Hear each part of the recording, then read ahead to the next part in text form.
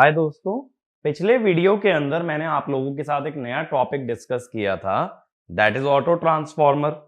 उसके अंदर हमने क्या देखा कि पहली बात तो ऑटो ट्रांसफॉर्मर का मतलब क्या होता है, जहां दो की जगह सिर्फ एक वाइंडिंग हो और उसी पे टैपिंग प्रोवाइड करके लोड को कनेक्ट कर दिया जाए।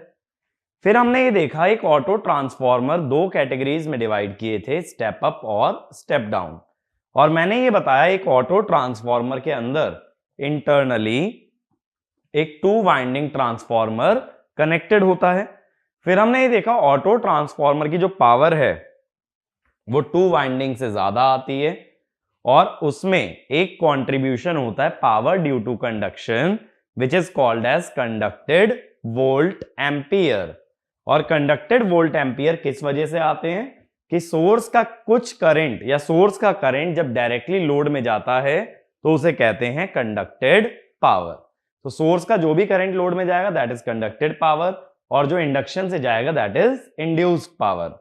तब हमने ये देखा था कि कंडक्टेड और इंड्यूस्ड पावर कितना कितना होते हैं as compare to total power.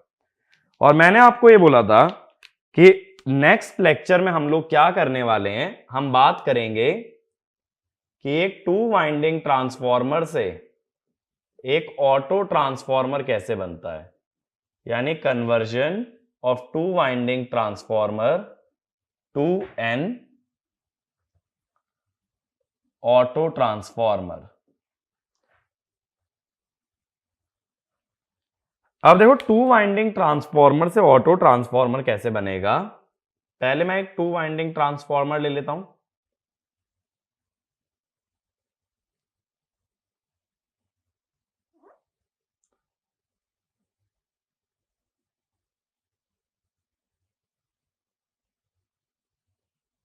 ठीक है, इसके ऊपर दो वाइंडिंग्स लगा देते हैं, एक प्राइमरी और एक secondary.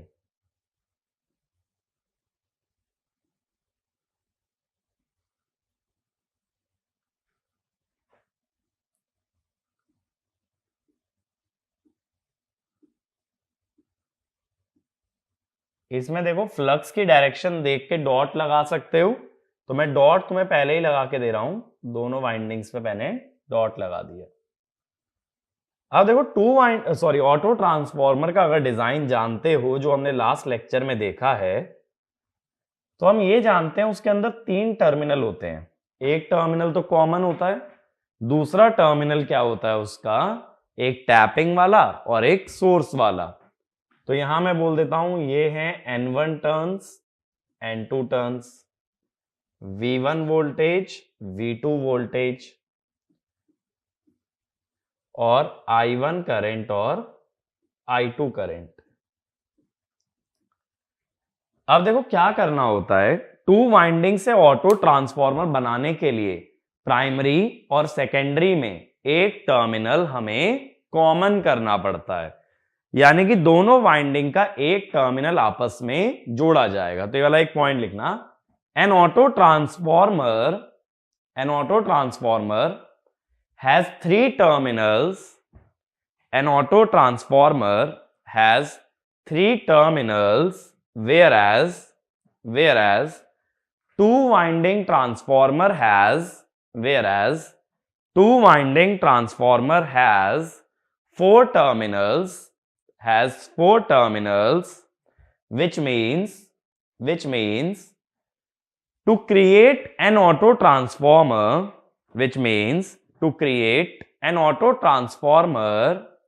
one terminal must be common between primary and secondary winding. One terminal must be common between primary and secondary winding of two winding transformer. तो मैं यहां ऐसा एज्यूम कर रहा हूं कि N1 बड़ा है N2 से, जिसका मतलब V1 बड़ा है V2 से। अब देखो जब दोनों वाइंडिंग्स को सीरीज में कनेक्ट करोगे, एक टर्मिनल जोड़ने का मतलब सीरीज, दोनों जोड़ने का मतलब पैरेलल। जब सीरीज में कनेक्ट करोगे तो ऐसा भी हो सकता है दोनों वोल्टेज ऐड हो जाए और ऐसा भी हो सकता है दोनों वोल्टेज सब्ट्रैक्ट हो जाए। तो इसमें दो पॉसिबिलिटी बनती हैं। पहली होती है सीरीज एडिटिव पोलैरिटी, यानी कि दोनों वाइंडिंग्स को ऐसे जोड़ो कि वोल्टेज ऐड हो। वोल्टेज ऐड कब होंगी? जब माइनस वाले टर्मिनल से प्लस जोड़ा जाए। माइनस वाले से प्लस जोड़ने का मतलब है कनेक्ट बी टू सी। देखो कोई भी दो वोल्टेजेस ऐड कब होती हैं? एक सिंपल सा example low.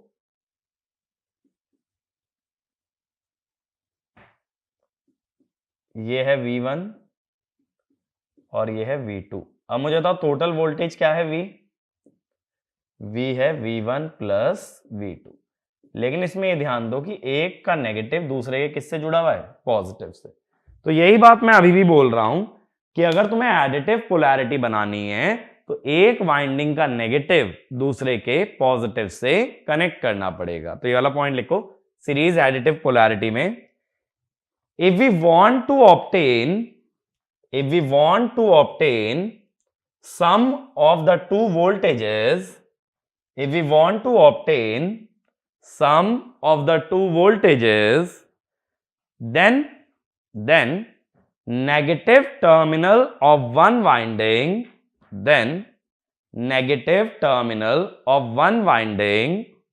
should be connected to positive terminal of the other winding, should be connected to positive terminal of the other winding। अब देखो जैसे ये वाला टर्मिनल A, ये B, ये मैंने C से जोड़ दिया और ये वाला टर्मिनल हो गया D, ठीक है। और एक टैपिंग C से ले लो, यानी connect B to C and D will be treated as common terminal. बात समझ आई? या इसको ऐसे दिखा दो, B और C जब आपस में जोड़ा है तो ये आ गया लोड, ठीक है ना। अब ये टर्मिनल है हमारा, या ये वोल्टेज है V1, ये वाली वोल्टेज है V2। इस वाइंडिंग के अंदर करंट आ सकता है I1, इसकी डॉट में एंटर कर रहा है तो इसकी डॉट से लीव करेगा I2, यानी लोड में कितना जाएगा? I1 plus I2। तो इधर वोल्टेज कितनी मिल जाएगी? इधर वोल्टेज मिल जाएगी V1 प्लस V2 और इधर मिल जाएगी V2। ये बात क्लियर हुई? अब देखो AB वाइंडिंग के अंदर अभी भी वोल्टेज V1 है, करंट I1 है। CD के अंदर अभी भी वोल्टेज V2 है और करंट I2। लेकिन ऑटो ट्रांसफॉर्मर की प्राइमरी वोल्टेज कितनी है? V1 plus V2, current I1। Secondary है V2, तो करंट I1 प्लस I2। तो अब अगर मैं तुमसे ये कहता हूं, पहले तो मुझे ये बताओ इसके अंदर कॉमन और सीरीज वाइंडिंग बताओ। कॉमन वाइंडिंग है CD कॉमन वाइंडिंग है ना, और सीरीज वाइंडिंग कौन सी है? AB। अब मैंने लास्ट लेक्चर में क्या बताया था कि कॉमन या सीरीज किसी की भी जो पावर निकालोगे वही ट्रांसफॉर्म्ड पावर होती है। तो S ट्रांसफॉर्म्ड क्या होगा? सीरीज वाले की निकालते हो तो V1 I1, कॉमन वाले की निकालो तो V2 I2, which is actually S2 winding. ये देखो अगर टू वाइंडिंग ट्रांसफॉर्मर का एपरेंट पावर हमने निकाला होता यहां पे तो क्या आता? या तो V1 I1 प्राइमरी से देखो तो, और सेकेंडरी से V2 I2। यानी जब टू वाइंडिंग से एक ऑटो ट्रांसफॉर्मर बनाते हैं तो ट्रांसफॉर्मर एक्शन से कितनी पावर ट्रांसफर होती है? जो पावर टू वाइंडिंग की इंटरनली होती है।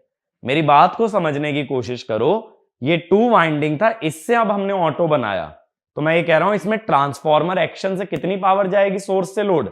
जो टू वाइंडिंग की पावर है। तो ये वाला एक पॉइंट लिखना, when when auto transformer is constructed, when auto transformer is constructed using two winding transformer, then the power transferred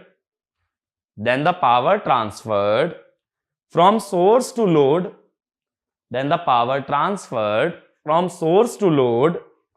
by transformer action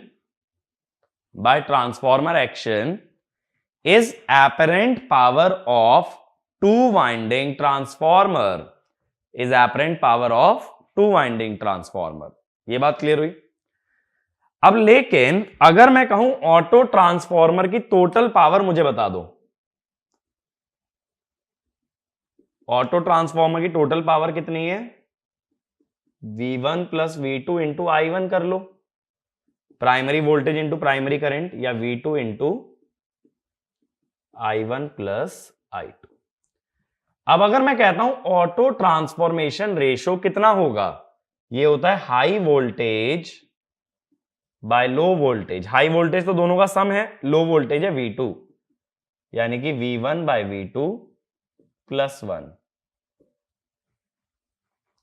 तो S ऑटो कितना हुआ, अगर पहले वाले फॉर्मूले से जा रहे हैं, इसके अंदर क्या कर सकते हो, V2 को लिख लो, यहां से V2 को क्या लिख सकते हो, या V1 प्लस, एक सेकेंड, हमें क्या चाहिए, यहां से V2 हटाना है, तो पहले V2 निकाल लो। यहां से V2 को क्या लिखोगे, V1 अपॉन AA माइनस 1। मैंने यहां से सॉल्व करके निकाला है। अब S ऑटो में इसकी वैल्यू डाल दो, V1 plus V1 upon AA minus 1 I1, तो AA over AA minus 1 V1 I1। V1 I1 actual में क्या है, S ट्रांसफॉर्म,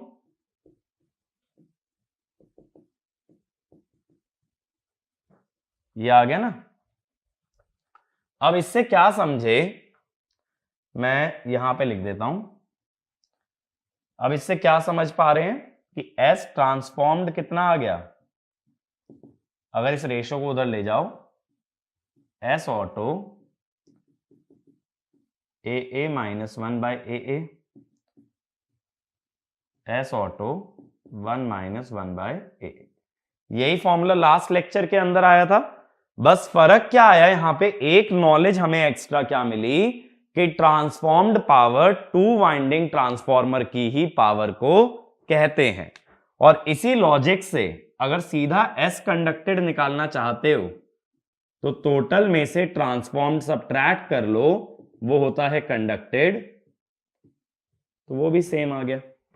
ठीक है, तो यानी जो लास्ट लेक्चर में हमने जितना भी कॉन्सेप्ट पढ़ा है वो एडिटिव पोलैरिटी में सीधा सीधा यूज हो जाता है, बट एक एक्स्ट्रा कॉन्सेप्ट हमें जानने की जरूरत है कि ट्रांसफॉर्म पावर कुछ भी नहीं, टू वाइंडिंग ट्रांसफॉर्मर की ही पावर होती है। तो ये वाला भी पॉइंट लिख लो। The concepts of auto transformer can be directly applied to series additive polarity,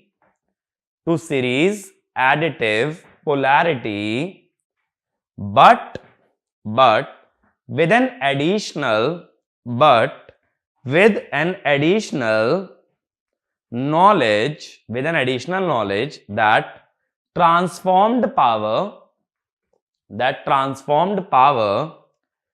is the power of two winding transformer।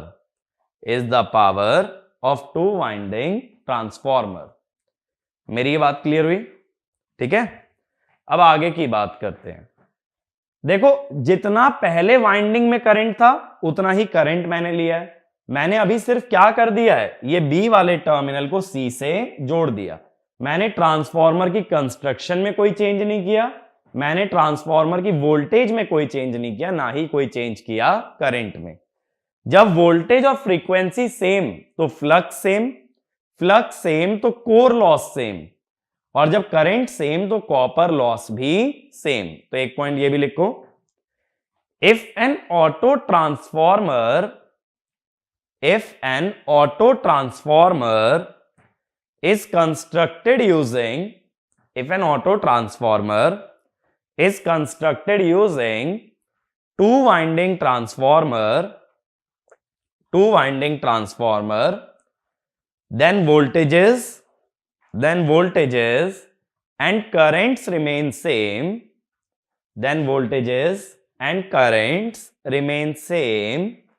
so core and copper loss are also same तो efficiency क्या होगी जब लॉसेस सेम है, and hence efficiency क्या होगी, increases, constant नहीं रहेगी। बहुत सारे लोग सोच रहे होंगे लॉस कांस्टेंट तो एफिशिएंसी कांस्टेंट नहीं, क्योंकि ऑटो ट्रांसफॉर्मर की जो रेटिंग आ रही है, देखो एस ऑटो जो आ रहा है ये 2 वाइंडिंग ट्रांसफॉर्मर से ज्यादा आ रहा है। तो यानी ट्रांसफॉर्मर की रेटिंग बढ़ गई या उसकी पावर बढ़ गई बट लॉसेस सेम रहे, पावर बढ़ गई और लॉसेस सेम रहे तो एफिशिएंसी बढ़ जाएगी। ये मेजर एडवांटेज होता है जब 2 वाइंडिंग से ऑटो ट्रांसफॉर्मर बनाते हैं कि हमारी एफिशिएंसी इंक्रीज हो जाती है। मेरी बात क्लियर हुई? लॉसेस सेम है बट पावर बढ़ने से एफिशिएंसी बढ़ती है। अब आगे चलते हैं। देखो जैसा मैंने बोला कि दो पॉसिबिलिटी बन सकती हैं कि अगर पॉजिटिव से नेगेटिव टर्मिनल जोड़ोगे तो कौन सी पोलैरिटी बन रही है, एडिटिव। लेकिन कनेक्शन तो दूसरा भी हो सकता है कि पॉजिटिव से नेगेटिव ना जोड़ के पॉजिटिव से पॉजिटिव जोड़ दो या नेगेटिव से नेगेटिव जोड़ दे। अब देखें एक बार, तो दूसरी पोलैरिटी को हम कहते हैं सीरीज सबट्रैक्टिव पोलैरिटी।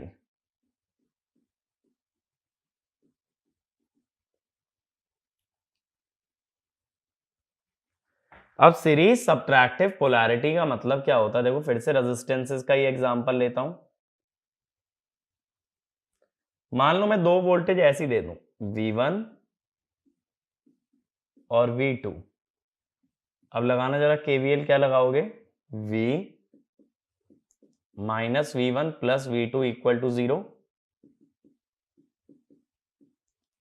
दोनों वोल्टेज सबट्रैक्ट हो गई, तो दोनों वोल्टेज सबट्रैक्ट करने के लिए तुम्हें क्या जोड़ना पड़ा, नेगेटिव से negative terminal.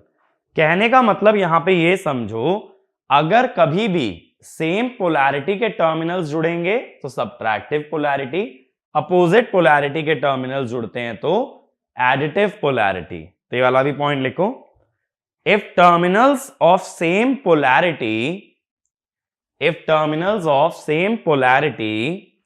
are connected together then it results in subtractive polarity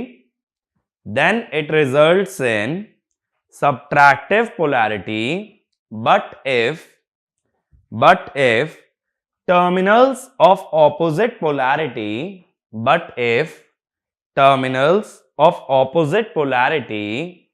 are connected together it results in additive polarity। ठीक है। अब देखो यहां पे हम क्या करते हैं, अब की बार सेम पोलैरिटी वाले जोड़ने हैं ना, तो कनेक्ट B एंड D। जैसे देखो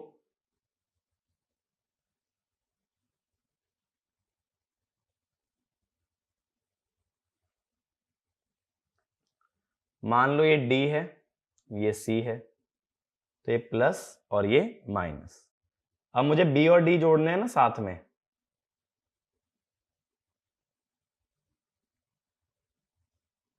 या फिर एक काम करें, अगर ऐसे ही जोड़ो, रुको, कि ए बी अगर ऐसे लेते हो, ए अगर नीचे ले रहे हो, या फिर क्या कर सकते हैं, ज्यादा बेटर क्या रहेगा, ऐसा कर लो, ए बी। तो अब हमें बी से कुछ जोड़ना पड़ेगा, बी से डी जोड़ रहे हैं ना हम, या ऐसा करो बी एंड डी की जगह ना ए एंड सी जोड़ लो, ज्यादा इजी रहेगा। A and C same polarity के टर्मिनल जोड़ने हैं ना, तो वाला सी हो गया, ये वाला डी हो गया, सी पे भी डॉट थी ना, तो इस टाइप से, ठीक है। अब ए बी के अक्रॉस वोल्टेज थी V1, सी डी के अक्रॉस थी V2।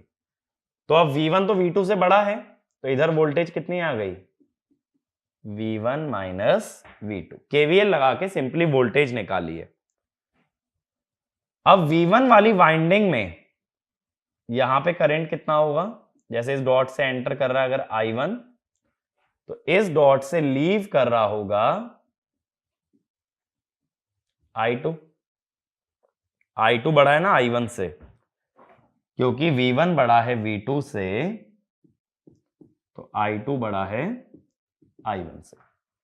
तो एक काम करो, ऐसे मान लो फिर कि I1 इस डॉट को लीव कर रहा है और I2 इस डॉट से एंटर कर रहा है, यानी ये हो गया I2। तो इधर KCL लगाओगे तो कितना आएगा, I2 माइनस I1। अब ठीक है ना, देखो सोर्स पावर डिलीवर कर रहा है और लोड पावर एब्जॉर्ब कर रहा है। अगर मैं करेंट्स की डायरेक्शन उल्टी मान लेता ना, तो होता क्या कि लोड वाली साइड पे डिलीवरिंग पावर आ जाता और सोर्स वाली साइड पे एब्जॉर्बिंग पावर। तो मैंने करंट डायरेक्शन ऐसे एज्यूम की है कि सोर्स वाइंडिंग को पावर दे और लोड वाइंडिंग से पावर ले। अब इसमें बताओ कॉमन वाइंडिंग कौन सी है, कॉमन है ए बी, और सीरीज वाइंडिंग कौन सी है, डीसी, ठीक है। अब सबसे पहले अगर इसके अंदर एस ट्रांसफॉर्म्ड निकालना पड़े, एस ट्रांसफॉर्म्ड क्या होगा, या तो V A B I A B common winding, या V C D I C D, किसी भी एक से निकाल लो, तो ये हो जाएगा V1 I1 या V2 I2, यानी कि टू वाइंडिंग वाला ही होता है ट्रांसफॉर्म्ड पावर। एडिटिव पोलैरिटी हो या सब्ट्रैक्टिव, टू वाइंडिंग वाले को ही कहते हैं ट्रांसफॉर्म्ड पावर। अब बात है टोटल कैसे निकालोगे, ऑटो का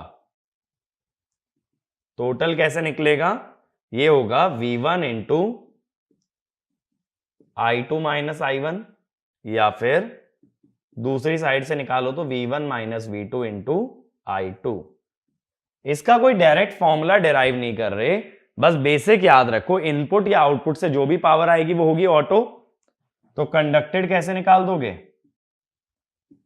S auto minus S transform, तो आ जाएगी कंडक्टेड। अगेन बात है कि करेंट्स और वोल्टेजेस सब सेम रखे हैं, इसका मतलब क्या हुआ कि iron loss is constant, copper loss is constant, but rating increases, so efficiency increase.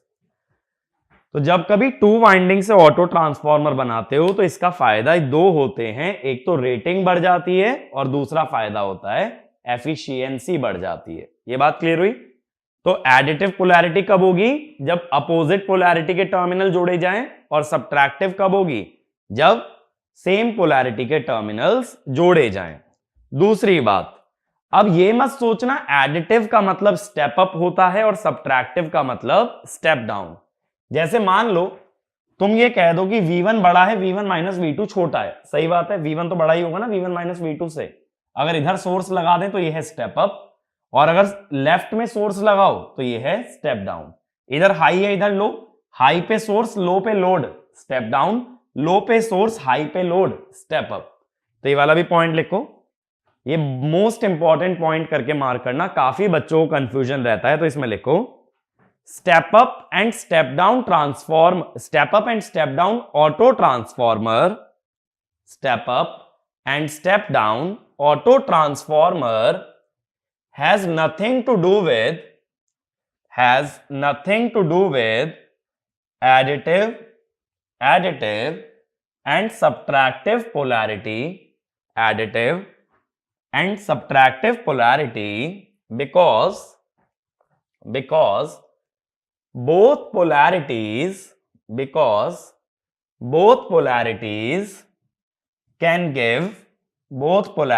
can give both configuration of auto transformer. Both polarities can give both configuration of auto transformer. यानी additive से भी step up step down बन सकता है, subtractive से भी step up step down बन सकता है. तो इस पे क्वेश्चन लिखो, फिर ज्यादा क्लैरिटी मिलेगी. Assume uh 20 kVA 2000 by 200 volt 2000 by 200 volt two winding transformer having 98% efficiency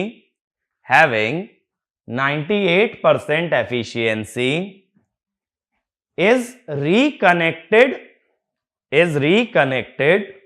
to obtain auto transformer.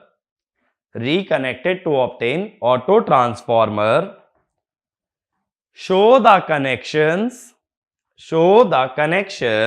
and analyze for पहला पार्ट 2000 by 2200 volt, दूसरा पार्ट 2000 by 1800 volt. ठीक है, तो समझते हैं इस क्वेश्चन को अटेम्प्ट कैसे करना है. तो इसमें ना सॉल्व करने की जरूरत नहीं है, इसका सॉल्यूशन तुम समझो एक बार. देखो, सबसे पहले मुझे 2 वाइंडिंग ट्रांसफॉर्मर कैसा दिया है, ये दिया है 2000 बाय 200 वोल्ट का 20 kVA का. तो इसको ना मैं पहले ड्रॉ कर लेता हूं.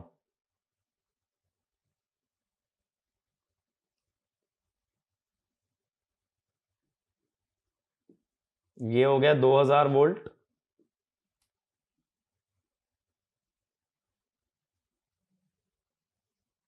और ये हो गया 200 वोल्ट. अब ये 20 kVA का है. ठीक है, अगर मैं रेटेड करंट निकालूं तो HV साइड पे रेटेड करंट कितना आ जाएगा,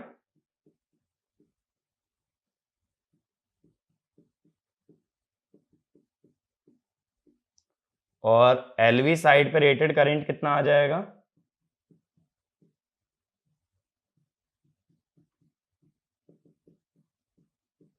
ये आ गए rated current.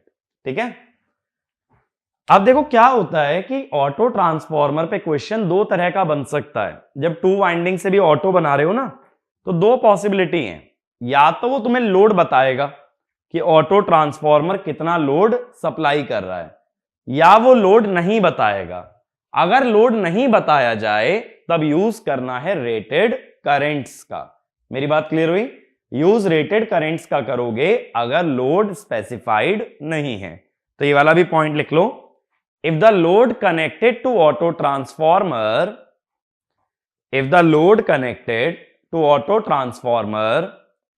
has not been specified,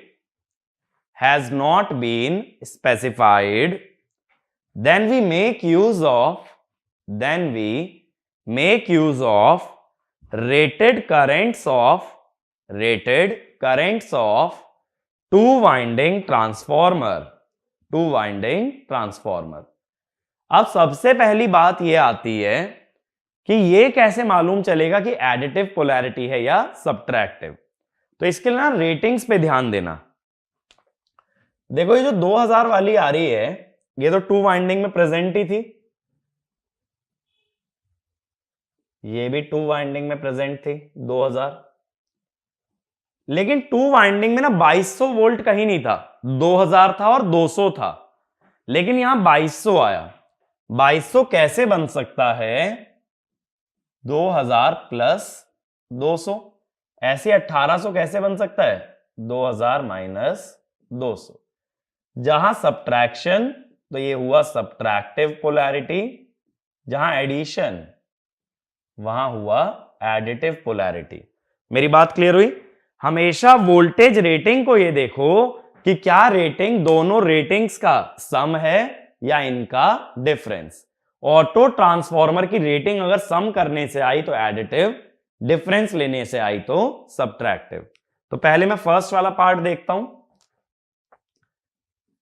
first वाला पार्ट है मेरा एडिटिव पोलैरिटी को लेके। तो पहले मैं कनेक्शन ड्रॉ कर लेता हूं। प्राइमरी साइड मुझे 2000 वोल्ट चाहिए,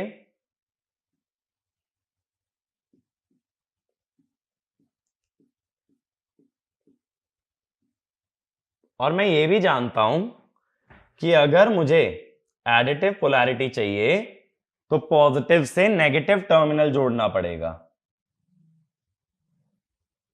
या ये कह दो डॉट से अनडॉटेड टर्मिनल। डॉट डॉट दोनों पॉजिटिव होते हैं ना, तो डॉट से डॉट नहीं जोड़ेंगे, वरना फिर वो हो जाएगा पॉजिटिव से पॉजिटिव टर्मिनल जोड़ना।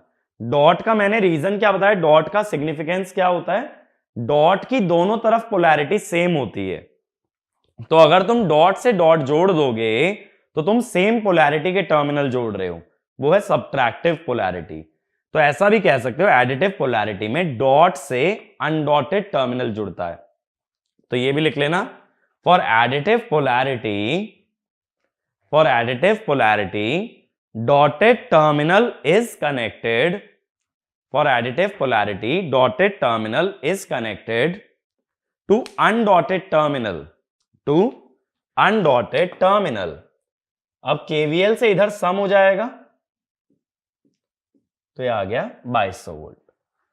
अब मुझे करंट्स की बात करनी है। देखो लोड तो इसने बताया नहीं, तो मैं कौन से करंट लूं? Rated current. अगर लोड बता देता, मान लो बोल देता 100 केवीए का लोड है, तो यहां 100 केवीए का लोड दिखा दो, फिर पावर बाय वोल्टेज क्या दे देगा? करंट। तो अगर लोड गिवन है तो करंट लोड से निकालोगे, वरना रेटेड करंट का यूज करोगे। लोड से कैसे आएगा current? Load power upon load voltage will give the load current. अभी मुझे 200 वोल्ट की वाइंडिंग में 100 एंपियर लेना है, तो भाई ये आ गया 100 एंपियर ऐसे। तो ये डॉट को लीव कर रहा है ना, तो 2000 वोल्ट वाली वाइंडिंग में डॉट में एंटरिंग करंट होगा 10 एंपियर।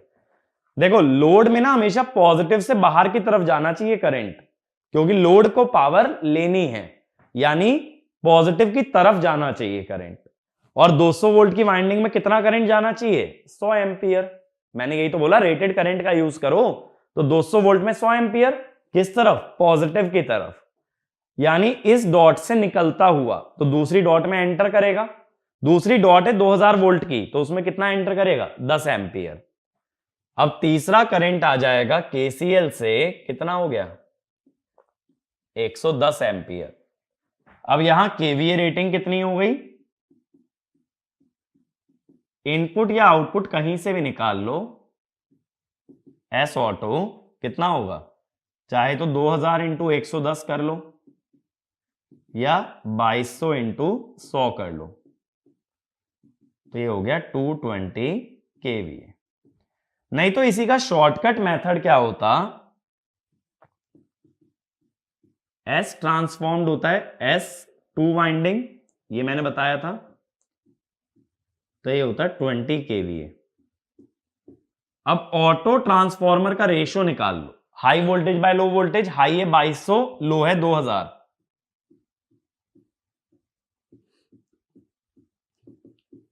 1.1। अब हम क्या कह देते हैं डायरेक्ट मेथड में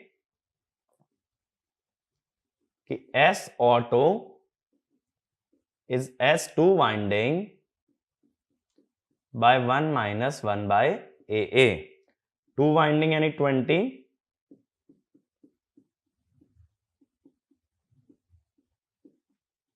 तो ऐसे भी निकाल सकते हो, ठीक है। चाहो तो ऑटो ट्रांसफॉर्मेशन रेशो से निकाल लो, या फिर वाइंडिंग्स में पहले करंट बना के तब एस ऑटो निकाल दिया जाए। मेरी बात क्लियर हुई? अब अगली चीज हमें क्या बता रखी है, टू वाइंडिंग की एफिशिएंसी ये बताई है 98%। अब इसके अंदर ना क्वेश्चन में एक मॉडिफिकेशन कर लेना, एफिशिएंसी के साथ लिख लेना full load unity power factor. तो ये जो एफिशिएंसी है ये फुल लोड यूपीएफ पे, तो 0.98 फुल लोड के लिए एक्स क्या लोगे 1, टू वाइंडिंग की बात चल रही है, केवीए 20 कॉस फाई भी 1। नीचे जो भी लॉस है, लॉस का मतलब आयरन और कॉपर दोनों, तो ये लॉस कितना हो गया 20/0.98 माइनस 20/49 किलोवाट। अब मैंने क्या बोला था, जब टू वाइंडिंग से ऑटो ट्रांसफॉर्मर बनता है तो लॉसेस सेम रहेंगे। लॉसेस सेम क्यों रहेंगे? क्योंकि ना हमने करंट बदला ना ही वोल्टेज, बट रेटिंग हो गई 220 केवीए। तो फुल लोड के लिए x1 रेटिंग अब होगी 220 cos फाई 1। ये भी मैं फुल लोड यूपीएफ पे निकाल रहा हूं, बट लॉस कितने रहेंगे 20/49। तो यहां से एफिशिएंसी जो निकालोगे वो 98% से काफी ज्यादा आएगी। ठीक है, तो मैंने यही चीज बोली थी कि एफिशिएंसी बढ़ जाती है जब हम टू वाइंडिंग से ऑटो ट्रांसफॉर्मर में आते हैं। ये क्लियर हुआ? पहले ये क्लियर है पोलैरिटी कैसे मालूम चलती है, फिर कनेक्शन ड्रॉ किया, उसके बाद दो ऑप्शन है, या तो ऑटो ट्रांसफॉर्मेशन रेशो से एस ऑटो निकाल दो, या दूसरा करेंट्स निकाल करके फिर एस ऑटो निकाल दो। ठीक है, अब देखो मान लो इसी क्वेश्चन के अंदर मैं तुम्हें लोड दे देता, ऐसा एग्जांपल लेते हैं, फिर आगे चलेंगे, सब्ट्रैक्टिव वाले पे आऊंगा, पहले एक एग्जांपल दे रहा हूं। सपोज मुझे लोड पता होता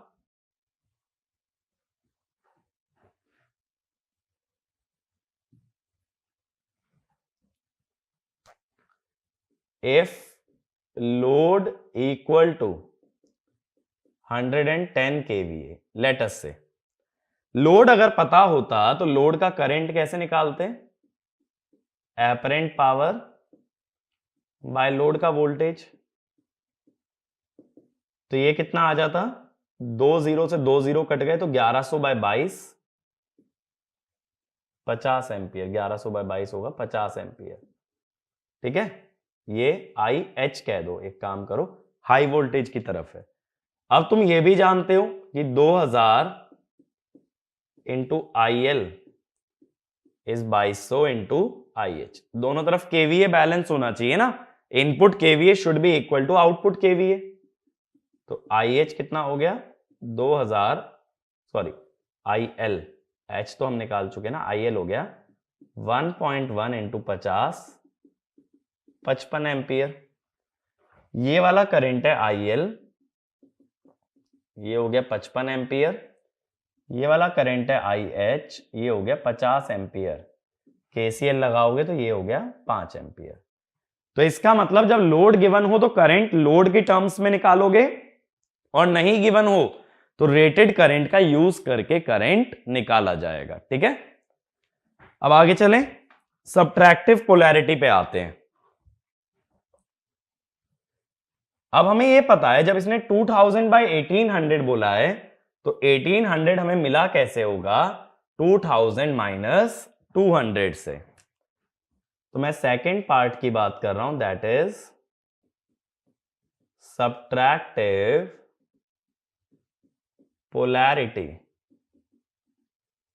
तो मुझे यह मालूम है कि मुझे 2000 में से 200 सब्ट्रैक्ट करना है।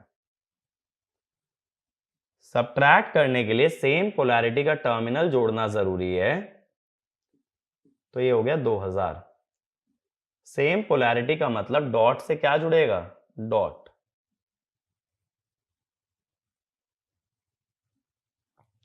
ठीक है, ये हुआ 200। अब केवीएल लगाओगे तो इधर वोल्टेज आएगी 1800। ठीक है, तो ये वाला पॉइंट भी लिख लो। If dots are connected together, if dots are connected together in series, if dots are connected together in series, or undotted terminals are connected together, or undotted terminals are connected together, then it results in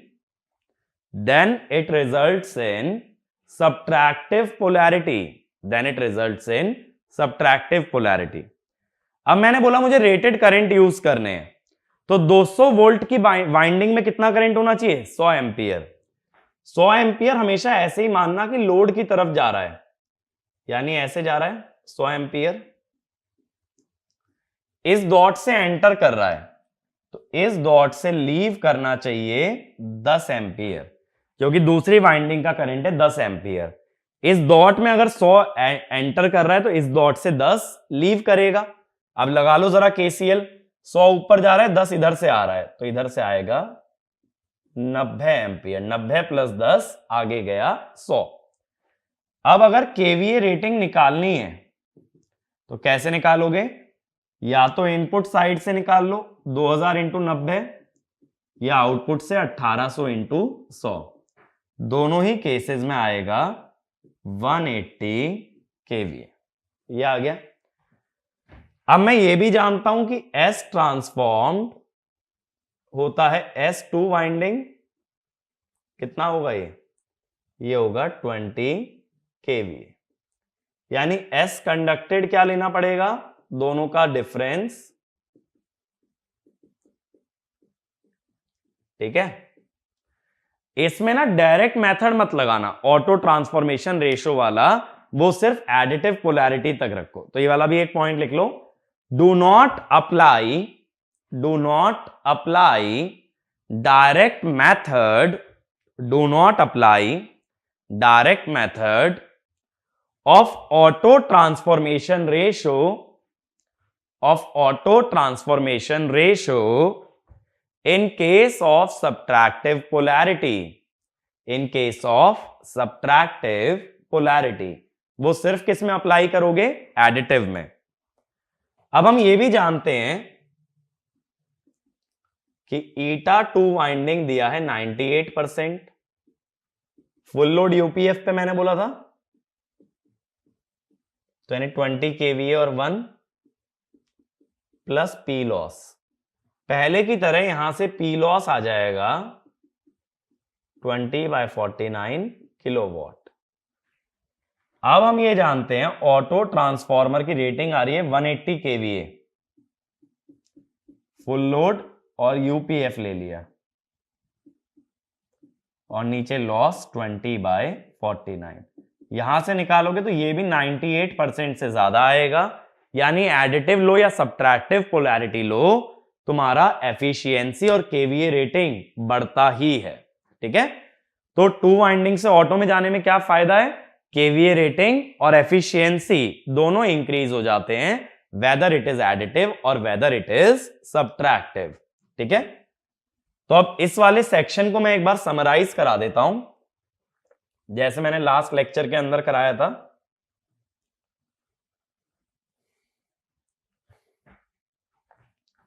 तो इसमें याद रखने वाली बातें क्या क्या हैं?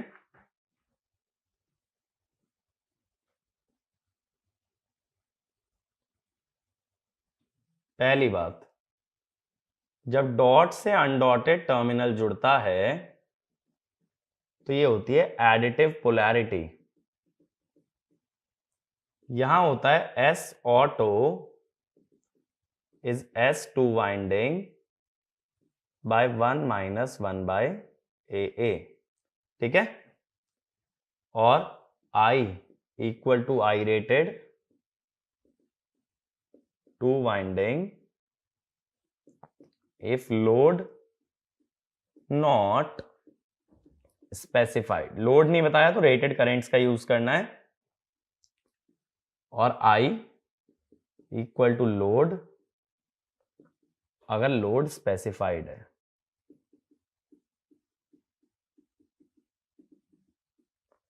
S transform होता है S2 winding, S auto sorry S conducted is S auto minus S trans. इसके अलावा लॉसेस को कांस्टेंट मानना है फॉर एफिशिएंसी। ठीक है, कांस्टेंट इसलिए मान रहे हैं क्योंकि ट्रांसफॉर्मर में कोई चेंज नहीं किया गया। तो ये तो एडिटिव पोलैरिटी के बारे में बात हो गई। सब्ट्रैक्टिव में याद क्या रखना है?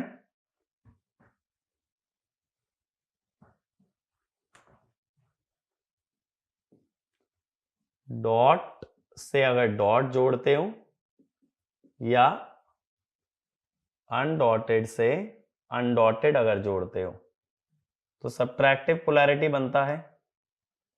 यहां पे क्या करोगे? Find KVA rating using current. लेकिन करंट की डायरेक्शन ऐसे मानना कि सोर्स पावर डिलीवर करे और लोड पावर एब्जॉर्ब। फिर S transform is S2 winding और again S conducted is S auto minus S trans. बस इसमें हम कोई डायरेक्ट मेथड नहीं लगाते। सब्ट्रैक्टिव पोलैरिटी वैसे भी आने का चांस बहुत रेयर होता है। और अगेन इसमें भी लॉसेस सेम मानोगे एफिशिएंसी निकालते हुए। ये मेरी बात क्लियर हुई कि कैसे हम लोग 2 वाइंडिंग ट्रांसफॉर्मर से ऑटो बना रहे हैं। और पता कैसे चलता है कौन सा कनेक्शन है? ये देख के कि वोल्टेज दो वोल्टेज का सम है या डिफरेंस है। ठीक है, आगे चलते हैं। अब नेक्स्ट लिखना पैरामीटर्स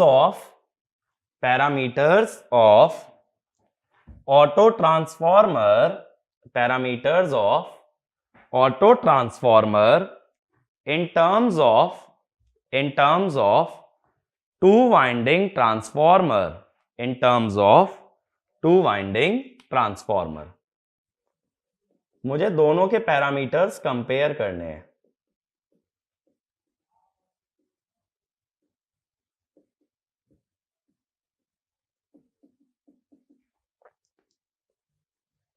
अब देखना, पहले मैं एक 2 वाइंडिंग ट्रांसफॉर्मर लेता हूं लेकिन प्रैक्टिकल ले रहा हूं। शंट ब्रांच मेरी इग्नोर्ड है।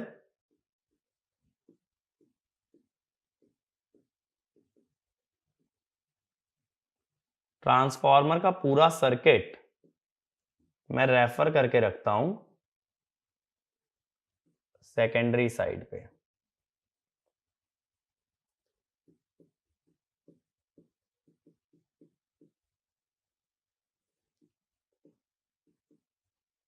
ये ठीक है, या इसको E2 कह दो।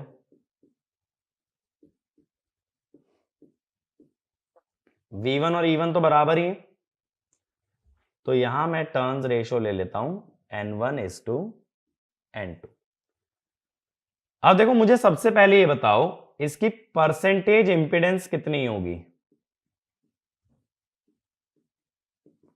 परसेंटेज इंपीडेंस होगी या पर यूनिट इंपीडेंस कह लो, परसेंटेज में तो 100 ही मल्टीप्लाई करना है, R02 plus JX02 over Z base simply होगा E2 बाय I2, ये होगा। ठीक है, वोल्टेज रेगुलेशन क्या होता है? I R cos phi plus X sin phi upon, नीचे रेटेड वोल्टेज आता है, रेटेड मैं E2 को मान रहा हूं। ठीक है, E2 वाली जो वोल्टेज है ना वो रेटेड है, इसीलिए मैं यहां पे भी रेटिंग में E2 का यूज कर रहा हूं। और इसके बाद PU full load copper loss, ये होगा R02 अपॉन Z बेस। मैंने बताया था ना RPU जो होता है वही फुल लोड कॉपर लॉस के बराबर होता है। तो ये पैरामीटर्स हैं मेरे किसके? 2 वाइंडिंग ट्रांसफॉर्मर के। अब मान लो इससे ऑटो ट्रांसफॉर्मर बनाता हूं, तो ऑटो ट्रांसफॉर्मर मैं ऐसे बना रहा हूं एडिटिव पोलैरिटी वाला। ठीक है, ये वाला सेक्शन जो है ना सिर्फ एडिटिव पोलैरिटी की बात कर रहा हूं।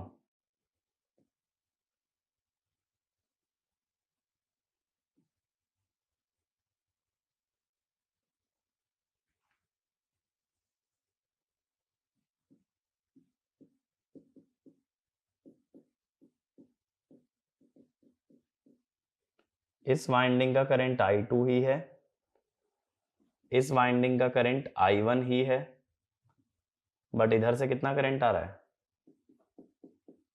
I1 plus I2। अब मैं कहूं इसकी सेकेंडरी की रेटेड वोल्टेज क्या है? हाई वोल्टेज की रेटेड वोल्टेज ये है V1 प्लस E2। अब यहां पे E2 कितना था या V1 कितना था?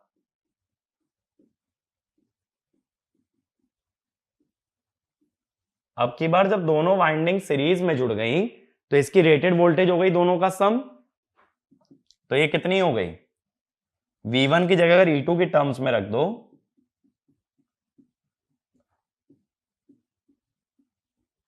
अगर मैं कहूं मुझे ऑटो ट्रांसफॉर्मेशन रेशो चाहिए तो ये क्या होगा? VH रेटेड बाय V1, यानी high voltage by low voltage V1 plus E2 by V1।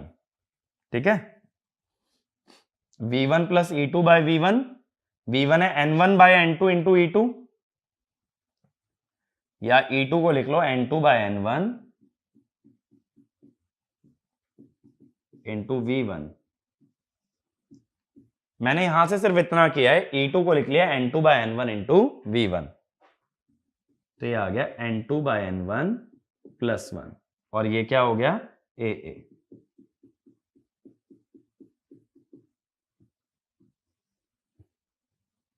ये मेरी बात क्लियर हुई?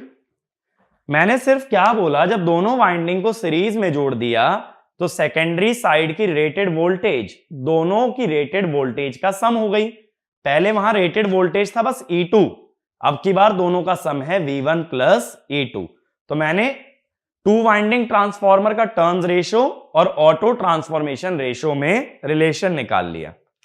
अब मुझे बताओ पर यूनिट इंपीडेंस कैसे निकालोगे? ये सेकेंडरी साइड पे है, पर यूनिट इंपीडेंस कैसे निकलेगी? R02 plus JX02 upon E2 की जगह क्या लिखोगे अब की बार? Rated voltage V1 plus E2, और इधर का रेटेड करंट तो अभी भी कितना है? I2। ठीक है, अब V1 प्लस E2 को क्या लिख सकते हो? बात है मुझे इसे E2 की टर्म्स में ही लिखना है। V1 plus E2, V1 plus E2 है 1 प्लस, या इसको ऐसे लिख लो अभी, R02 प्लस JX02। अब बताओ V1 प्लस E2 कितना है? 1 प्लस N1 बाय N2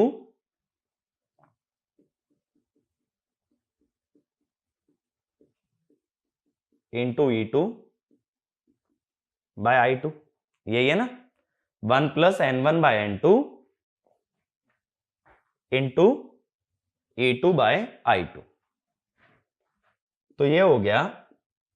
अगर बची हुई क्वांटिटी देखो तो पर यूनिट इंपीडेंस पुराना upon 1 plus N1 by N2। अब मुझे ये वैल्यू ऑटो ट्रांसफॉर्मेशन रेशो की टर्म्स में चाहिए। ठीक है, ऑटो ट्रांसफॉर्मेशन रेशो की टर्म्स में अगर ये वैल्यू निकालनी है तो कैसे निकालोगे? यहां से क्या कर सकते हो?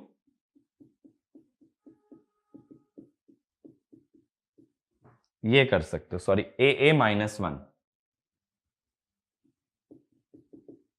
ये लिख सकते हो ना यहां से। तो यहां पुट करना जरा N1 by N2, ZPU old 1 plus 1 by AA minus 1, यानी AA minus 1 by AA into ZPU old, या ये कह दो 1 minus 1 by AA ZPU old. ये बात क्लियर हुई?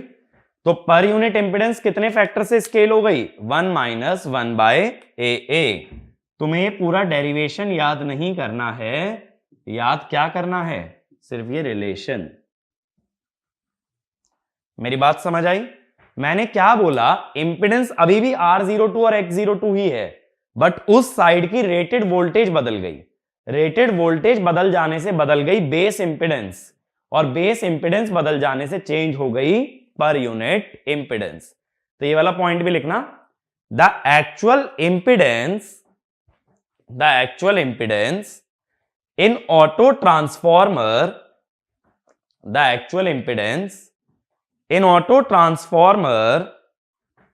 is same as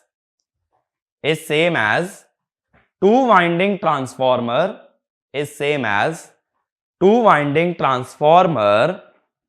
but rated voltage has changed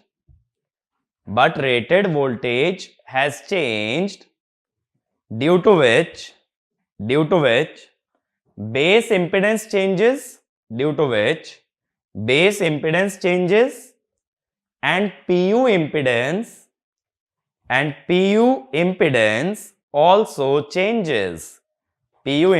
also changes.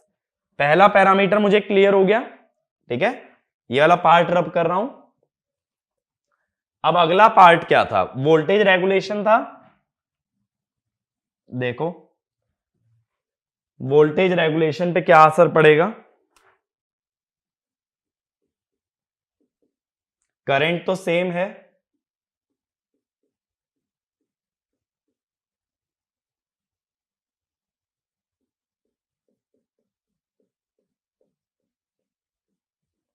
But अब की बार नीचे जो रेटेड वोल्टेज डालोगे वो E2 नहीं डालोगे, वो डालोगे V1 plus E2। V1 plus E2 को E2 के टर्म्स में लिख लो।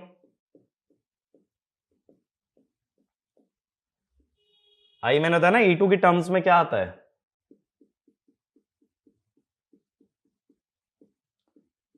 अब इसमें से देखो, अगर 1 प्लस N1 बाय N2 हटा लो तो ये तो पूरा पुराना फॉर्मूला है, तो इसको ऐसे भी तो लिख सकते हो कि जो पुरानी वोल्टेज रेगुलेशन है divided by 1 plus N1 by N2। Again N1 by N2 की वैल्यू डाल दो ऑटो ट्रांसफॉर्मेशन रेशो की टर्म्स में।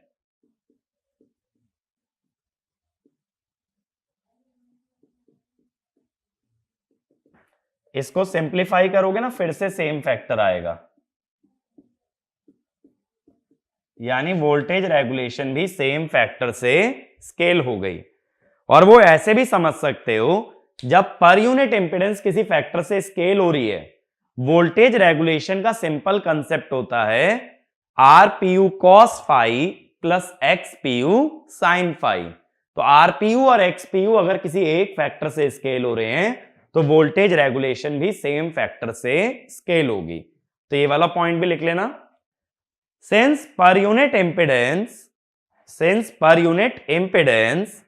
RPU and XPU, per unit impedance RPU and XPU are scaled by a factor of 1 minus 1 by AA, 1 minus 1 by AA. Voltage regulation is also scaled by same factor. Voltage regulation is also scaled by same factor. अगला point, since per unit voltage drop is proportional to RPU and XPU, since per unit voltage drop is proportional to RPU and XPU, it is also scaled by same factor. याद करो, मैंने voltage regulation में बताया भी था RPU cos phi plus XPU sin phi की जगह लिख सकते हैं epsilon R cos phi plus epsilon X sin phi. वो था पर यूनिट वोल्टेज ड्रॉप। तो जब वो RPU और XPU से ही आ रहा है तो वो भी सेम फैक्टर से स्केल होगा। अब मैं ये जानता हूं कि RPU नया कितना है, 1 माइनस 1 बाय AA इंटू क्या आएगा RPU ओल्ड। XPU नया कितना है, 1 minus 1 by AA XPU old. और RPU किसके बराबर था? देखो, PU full load copper loss, तो यही क्या है, per unit full load copper loss. ठीक है, तो पर यूनिट लॉस हमारा स्केल हो गया कितने फैक्टर से, 1 - 1/AA। ये बात क्लियर हुई। तो देखो इसको अगर समराइज करें,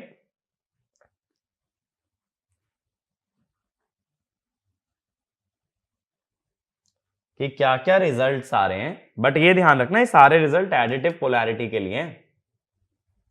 सब्ट्रैक्टिव में ये सब डिराइव नहीं करते, क्योंकि वहां हम AA की टर्म्स में डायरेक्टली कुछ भी नहीं निकालते हैं। तो देखो एडिटिव पोलैरिटी में क्या क्या हो रहा है। सबसे पहली बात, ZPU new is 1 - 1/AA, ZPU old. Auto transformation ratio तो क्लियर है, high voltage by low voltage. फिर voltage regulation new is 1 - 1/AA into voltage regulation old. ठीक है। तीसरा, per unit full load copper loss new 1 - 1/AA PCU/FL/PU old. ठीक है। RPU new 1 - 1/AA RPU old.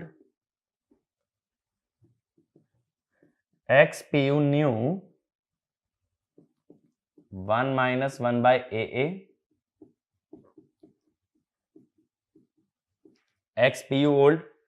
और देखो और किस पैरामीटर के बारे में बात कर सकते हैं, मैं कोर लॉस के बारे में भी बात कर सकता हूं। कोर लॉस अगर PU में निकालना था पहले, देखना जरा, आयरन लॉस PU ओल्ड क्या होता, PI/S2 वाइंडिंग। अब अगर न्यू निकालना है तो आयरन लॉस तो सेम रहेगा, बट नीचे क्या आएगा, S ऑटो। S ऑटो कैसे लिखते हो, S2 वाइंडिंग बाय, यानी ये क्या हुआ, PI/PU ओल्ड इंटू 1 - 1/AA। तो एक्चुअल में ना रेटिंग चेंज करने से पर यूनिट वैल्यूज चेंज हो गई, बट एक्चुअल वैल्यूज क्या हैं, सेम। तो ये वाला भी एक पॉइंट लिख लो, due to change in rating, PU values have changed, due to change in rating, PU values have changed, but actual values are same,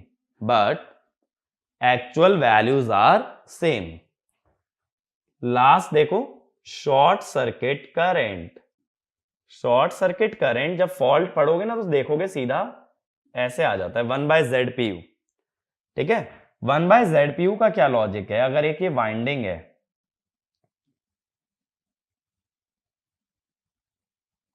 इधर मान लो शॉर्ट सर्किट आया, इधर रेटेड वोल्टेज चल रहा है, रेटेड वोल्टेज माने 1 PU, और ये इंपेडेंस है ZPU, तो कितना आएगा शॉर्ट सर्किट करंट, 1/ZPU। तो यानी ISC न्यू, ZPU कम हो गया ना तो ISC बढ़ गया होगा, 1 - 1/AA। बात समझ आई, क्योंकि देखो ZPU जिस फैक्टर से मल्टीप्लाई हुआ है ये रेसिप्रोकल ले रहा है, तो ये उसी फैक्टर से डिवाइड हो जाएगा। तो इस तरह से टू वाइंडिंग से ऑटो ट्रांसफॉर्मर आने में पर यूनिट पैरामीटर्स काफी चेंज हो जाते हैं, और उनके रिलेशंस मैंने तुम्हें डायरेक्टली बता दिए। ठीक है। लेकिन ये ध्यान रखना ये किसके लिए एप्लीकेबल है, एडिटिव पोलैरिटी। और ये कब एप्लीकेबल है, when auto transformer is constructed using to winding transformer. तो ये लिख भी लेना, these relations are applicable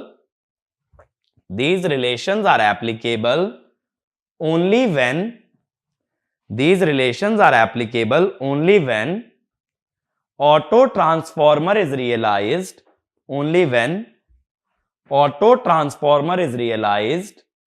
using two winding transformer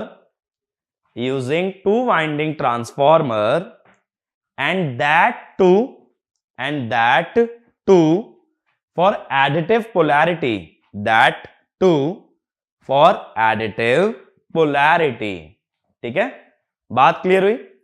तो इस वीडियो के अंदर हम इतना ही कवर करेंगे। अगले लेक्चर के अंदर मैं बताऊंगा टू वाइंडिंग और ऑटो ट्रांसफॉर्मर जिनकी रेटिंग सेम हो उन्हें कंपेयर कैसे करते हैं।